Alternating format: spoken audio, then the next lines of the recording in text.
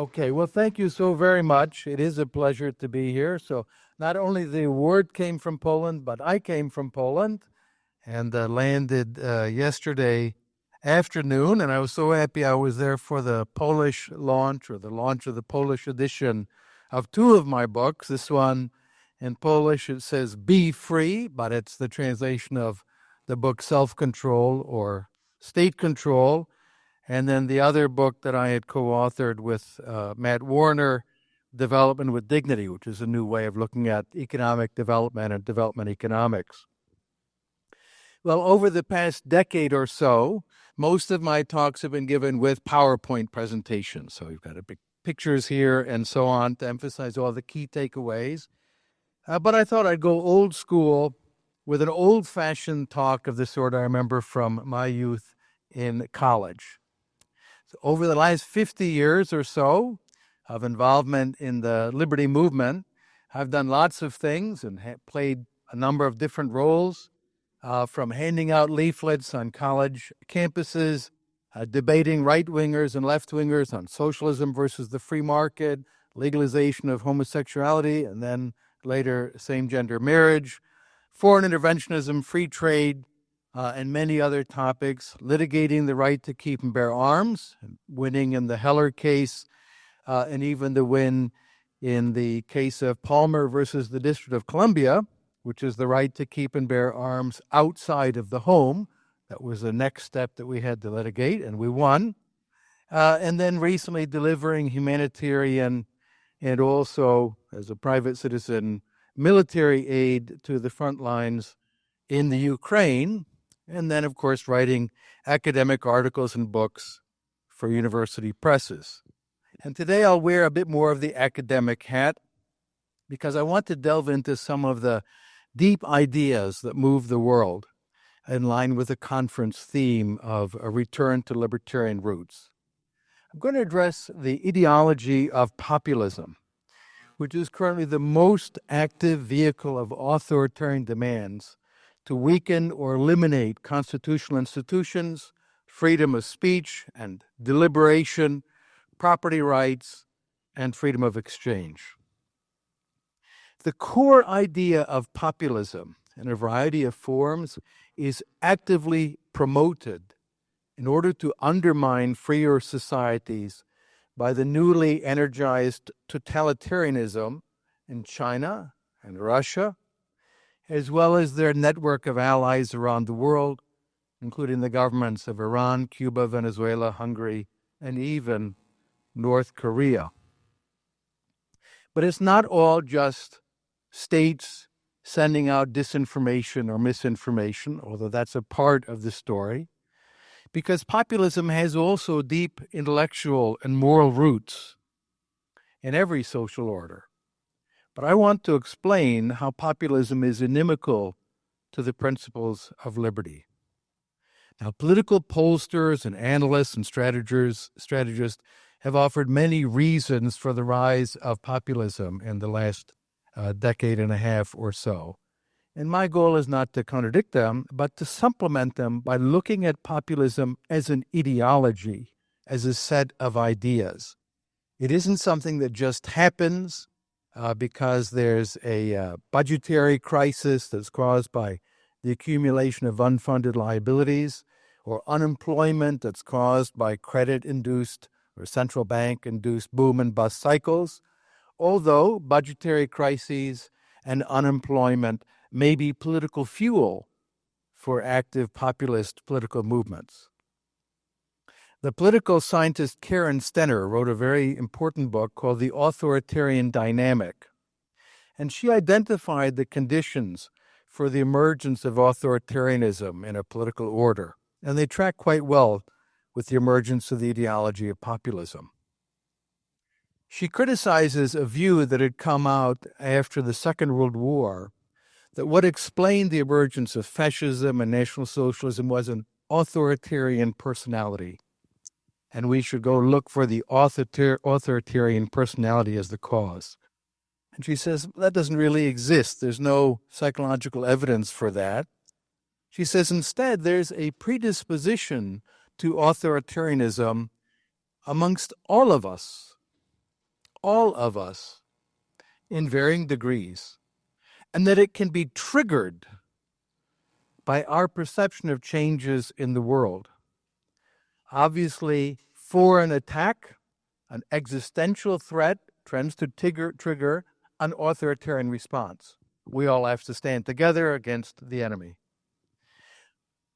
But there's also what she calls threats to, or perceived normative threats, that is to say, threats to the homogeneity of the social order.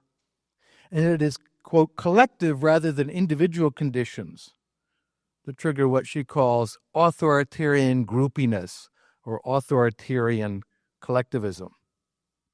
And a very powerful threat to collective conditions is to identify some enemy.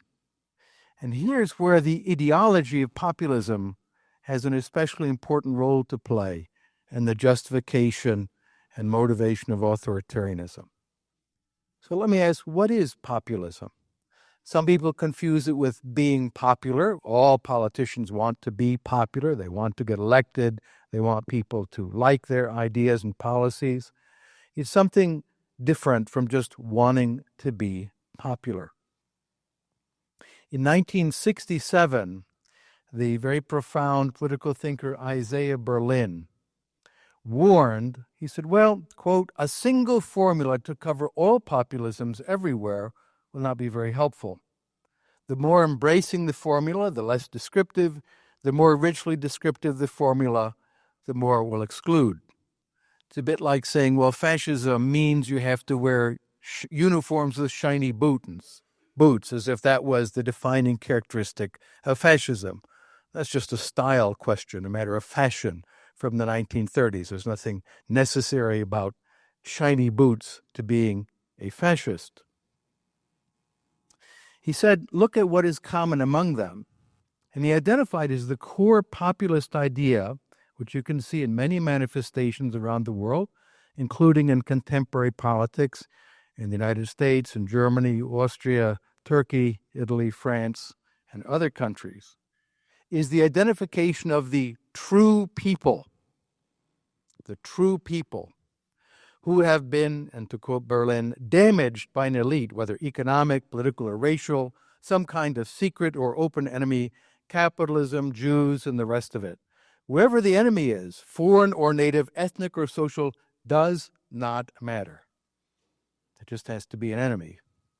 And quite a few very influential figures have been using this line and in bringing this enemy language into political discourse.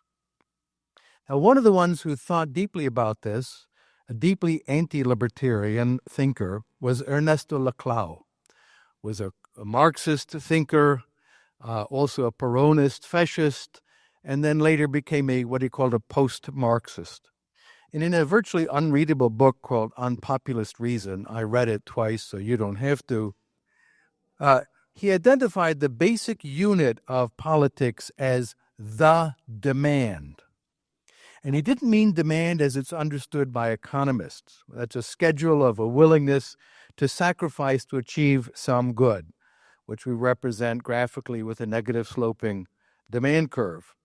But rather an unmet demand for something, for anything in the political sphere without regard to a willingness to bear costs. So it's not the economist's conception of demand. It's the child's conception of demand. Give me a cookie. I want it, and I want it now. And a populist leader forges a coalition of such demands that has no logic or principle that ties them together. It's stuff people demand. They want it. They may range from free electricity to kicking out immigrants and foreigners to higher minimum wages, canceling debts, persecuting minorities, blocking foreign trade, subsidizing groceries, rent, and petrol, and so on. All of those demands are fodder for populism. And there's no need that they be mutually coherent or that any thought goes into any trade-offs, to use another good economic term, trade-offs. There are no trade-offs in the world of populism. They're just demands. And a populist movement is precisely the aggregation of otherwise unrelated, unmet demands by manipulative populist leaders for the sake of achieving power. In effect, populism becomes a tool to acquire power, not an ideology based on some moral claim or principle of any sort. Laclau describes this process in his typically unreadable, organized form of bullshit as, quote, an equivalential articulation of demands making the emergence of the people possible. I mentioned I spared you having to read the book. Equivalential refers to the fact that the demands are all different, but they are given unity in one movement, and the movement constitutes the people. So what unifies them, he calls it the empty signifier, it's the leader. It's Mussolini. It's Juan Perón. It's the leader of the movement that gives unity to the demands. Laclau's ideas have been extremely influential in populism in Latin America, notably Venezuela and Mexico, but also in Greece and Spain. And in Spain, the leaders of the far-left Podemos movement are very avid students of Laclau. But you also find them on the far right. He's returned to the center of contemporary political debate, the ideology of group conflict that was articulated in clear form by the National Socialist, Nazi, legal theorist Carl Schmitt. Schmitt has been referred to as the crown jurist of the Third Reich. That was Mises's description of him. He and Mises, as you could imagine, did not get along. And he's become possibly the most influential thinker today on both the hard left and the hard right in Europe and America. His book, The Concept of the Political, it's a very short book, is, in my opinion, the best criticism of libertarian ideas I've ever read. He was a very smart person, and he got it in a sense of seeing the coherence of libertarian ideas about freedom of speech and freedom of trade and limited government and so on. The book is a relentless criticism of libertarian ideas. He tried to displace the classical liberal or libertarian focus on voluntary cooperation with the inevitability of irreconcilable conflict. Irreconcilable conflict, inherent conflict. He said the specific political distinction can be reduced to that between friend and enemy. He described them as organized collectivities willing to wage war and ultimately kill the enemy. Now, Laclau was very much influenced by Schmitt, and he's returned this to the center of political thought, and his wife Chantal Mouffe was a big Schmittian. Slavoj Žižek, some of you may know him as a very popular Marxist theorist and Stalinist in Europe today, has articulated this view as, quote, the internal struggle that traverses the body politic and the, quote, unconditional primacy of the inherent antagonism as constitutive of the political. Now, for Marxists, many of these people came from Marxist past, that's always class conflict, bourgeoisie and proletarian. But they are post-Marxist insofar as they believe that it can be any dichotomy has an irreconcilable conflict. Rich and poor, the 1%, black and white, Hispanic and Anglo, straight and gay, whatever it happens to be, there's always a cleavage that is an irreconcilable opposition. You cannot live together. It is inherently antagonistic within the social order. What's interesting then is the way that Laclau has said that the people are constructed. It's not a naturally existing group. It doesn't mean everyone who lives in a country. It's a political construct built by means of, quote, a frontier of exclusion that divides society into two camps. The people, in that case, is something less than the totality of the members of the community. It is a partial component, which nonetheless aspires to be conceived as the only legitimate totality. That's the core claim of populism. Channeled from a Nazi ideologue via a post-Marxist populist philosopher into contemporary political practice in many countries. When we hear talk of the enemies of the people, or even the enemy within, a phrase that has recently become popular in American politics, it's a very frightening evocation of Schmidt's ideas. Schmidt was a virulent anti-Semite, and he identified Jews as the enemy within. For Laclau and others, it simply means the attainment of power and can be directed toward anyone. Those people who are deplorables or who, quote, live like vermin within the confines of our country, quote, two recent presidential candidates from different parties. So the identification of the enemy is what is central to populism. Inigo Errejón, the founder of Podemos party and a totalitarian in Spain, a big defender of Venezuela's socialism of the 21st century, described how we build the people. He calls the enemy the casta in Spanish, the privileged ones. And he was asked in an interview, who are the casta? His response is interesting. That he said, quote, the term's mobilizing power comes precisely from its lack of definition. It's like asking, who's the oligarchy? Who's the people? They are statistically indefinable. I think these are the poles with greatest performative capacity. In other words, they're useful for the attainment of power. Like the phrase, the enemy within, a term that is difficult to define who it is. It's somebody within our polity who's the enemy and even must be destroyed, as incoming president said, with the military to defeat the enemy within. Populist leaders define the enemy, and that's how they constitute the people.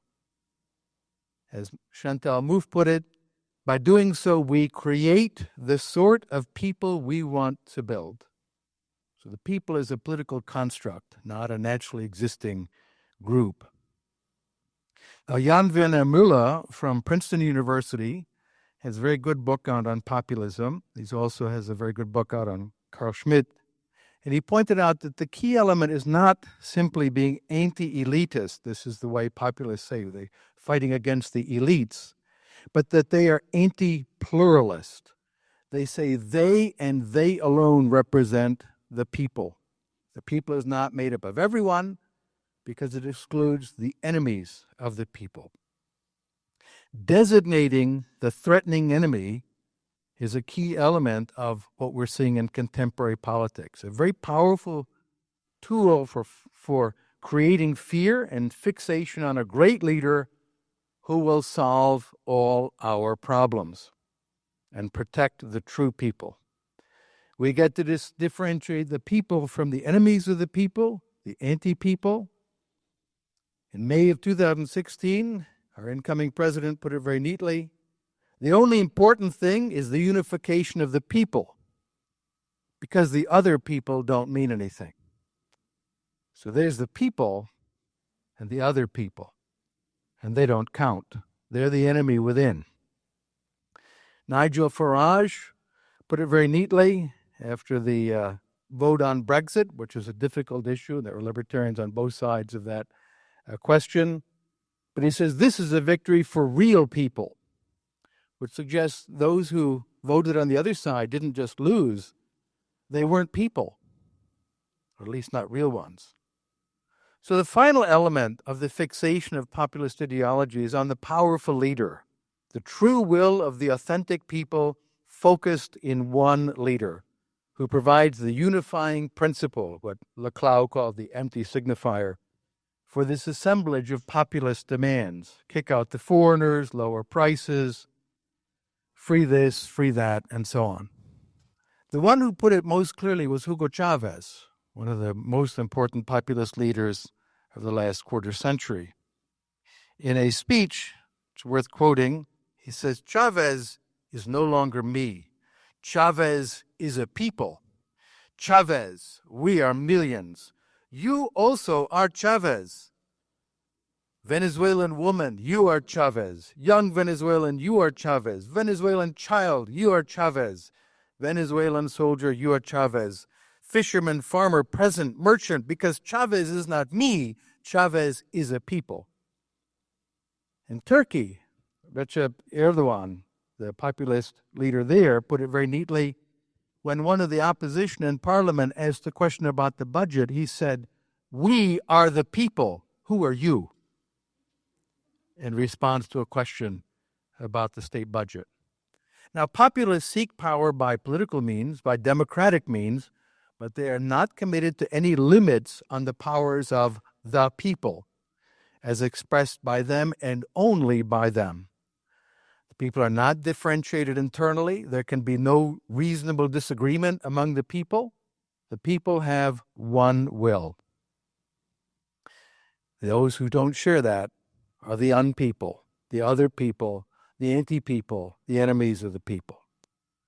It's a deeply atomistic idea that dissolves all local and regional differentiation, all disagreement in society into the undifferentiated mass of the uniform, homogeneous people. It's anti-libertarian, anti-pluralist, and statist. Ultimately, though, what's important is it is a vehicle for the attainment of unlimited power. It utilizes democratic electoral means when it's successful, but it often means the end of democracy, as we've seen in Venezuela and in Hungary in a less dramatic form. There is no more legitimate opposition, no more debate, and no possibility of challenging the ruler or the ruling party. In a constitutional liberal, and I use liberal in the old-fashioned sense, or the European sense of the term, roughly libertarian order, when one party replaces the other in parliament or Congress or the executive, the party or group that was formerly in charge of the government becomes the loyal opposition, and they ask hard questions of the government when they're in opposition. They don't take to the streets. They don't blow up train stations. They don't invade the Capitol or call for hanging the vice president because they lost the election.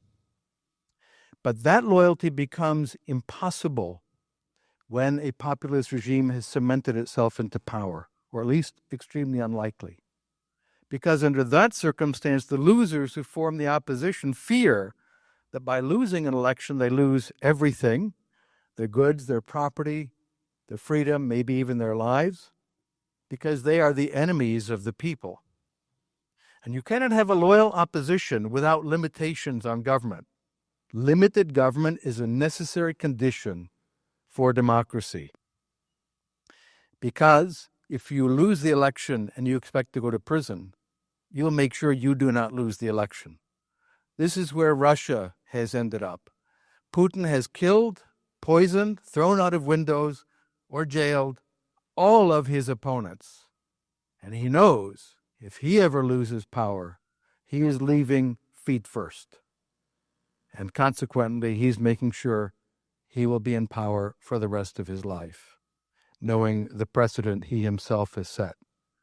Now, elections require independent bodies. They require separations of powers, not concentrated in one institution or one set of hands, in order to determine the outcome of the elections.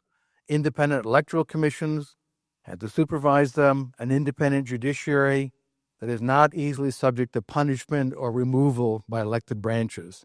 All of those conditions are put at risk under populism. Aristotle noted in the Politics that in a constitutional democratic polity, quote, "It is thought just that among equals everyone be ruled as well as ruled, and therefore that all should have, everyone rule as well as be ruled, and therefore all should have their turn. We thus arrive at law, for an order of succession implies law, and the rule of law, it is argued, is preferable to that of any individual. On the same principle, even if it is better for certain individuals to govern, they should be made only guardians and ministers and executors of the law." This is an idea that then James Madison articulates very clearly in the Federalist Papers. But when populists get into power, as they have effectively done in so many countries, Venezuela, Hungary, now Mexico, which is the next on the list, and possibly the United States, they proceed to eliminate constitutional checks on the leader of the people Populism could be analyzed in lots of different ways, demographic, economic, social, and so on, but it's also an ideology of power, and one that is very dangerous to the persistence of liberty. Now, what about a libertarian response? Well, I think that it takes not merely political science or economic analysis, but psychology, a psychology of liberty, a mentality that rejects the idea of inherent antagonism and prepares us for those institutions, property, exchange, discussion, negotiation, that replace conflict with cooperation. The enemy mentality that is the heart of populist ideology is fundamentally inimical to liberty. A great Chinese sage enlightened us on this topic, not 2,500 years ago, but only 15 years ago. On December 23 of 2009, just before he was sentenced to prison, where he died, for his criticism of the communist dictatorship, the Nobel Peace Prize winner Liu Xiaobo gave his last statement. It's very powerful. It's well worth reading. You can find it online. He rejected statist violence through rejecting hatred, and he offered a powerful testament of love, especially his love for his wife, Liu Xia. It's a very touching speech to read, but also his love for the freedom of everyone. He rejected hatred and enemy mentality, and he said, "You cannot make me hate you." A quote. Hatred can rot away a person's intelligence and conscience. Enemy mentality will poison the spirit of a nation, incite cruel mortal struggles, destroy a society's tolerance and humanity, and hinder a nation's progress toward freedom and democracy. Close quote. So as we fight against populism, we do so not by embracing its tenets and hating our opponents, not by seeking to destroy them or humiliate them, but by using reason and persuasion, wit and common sense in order to change minds and to win friends for liberty. Thank you very much.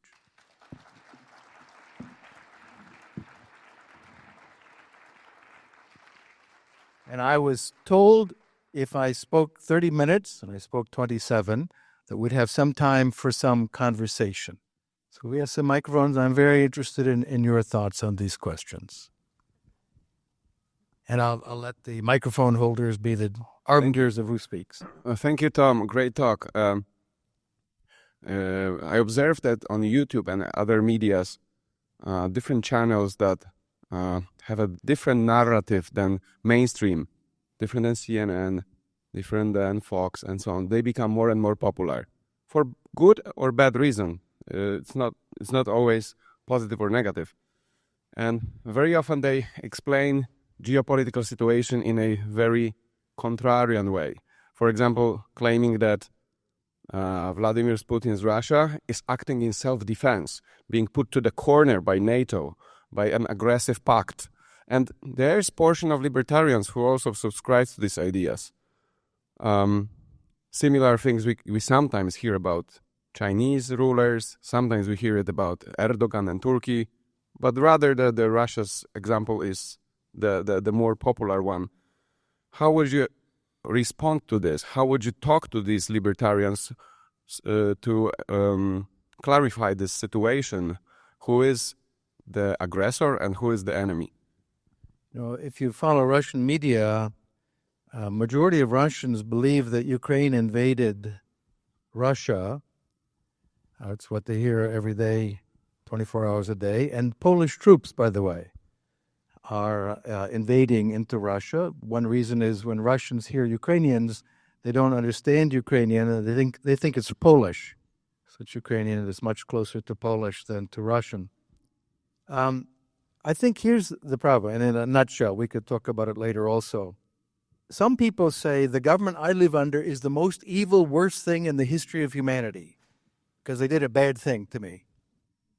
And they don't look out and say, you know, there are others that might be pretty bad too, and maybe a lot worse.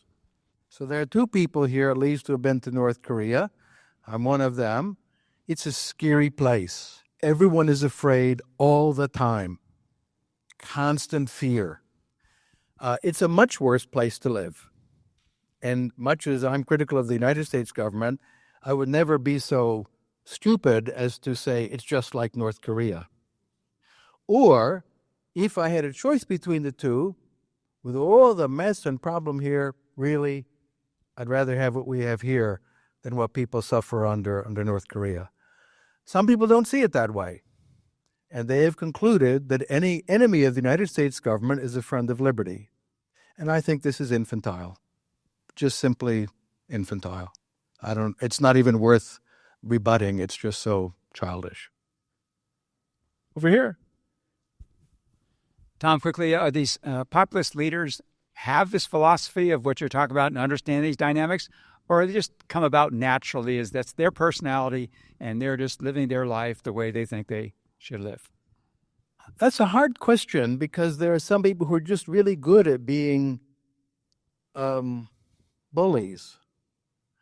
And they don't have to have a philosophy of bullyism. They didn't take bullyism in college or something, get a degree in bullyism. They're just bullies. I do think that the deep political movements always have at least advisors who are steeped in these ideas. So Steve Bannon in the United States, he's a big fan of Julius Evola. Julius Evola was an Italian fascist thinker so extreme, Mussolini considered him an extremist. He said, what we want is a true fascism, a pure fascism of unrestrained violence. Whereas Mussolini was a softie. And this is Steve Bannon's primary intellectual influence. So you find throughout these figures, there are people who do get it, even if the spokesperson is not so steeped in this ideology. So I think that the ideas do play a role. But as I mentioned, they are a tool for the achievement of power. There's something else that's emerged recently, a book which I highly recommend by Anne Applebaum, who's a great historian of the Soviet Union and the Soviet bloc.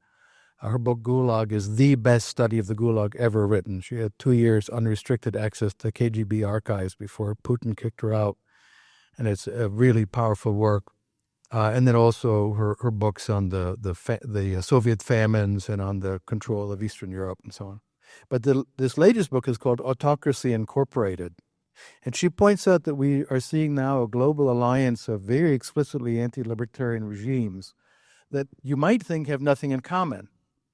Communist China, Islamist theocracy Iran, traditionalist Hungarian state, Russia, however we want to describe that, this is the rebirth of the Russian imperialism, Venezuela, socialism of the 21st century, Cuba, Communist Party, Hezbollah, which is makes their money from drug trafficking through Venezuela and so on.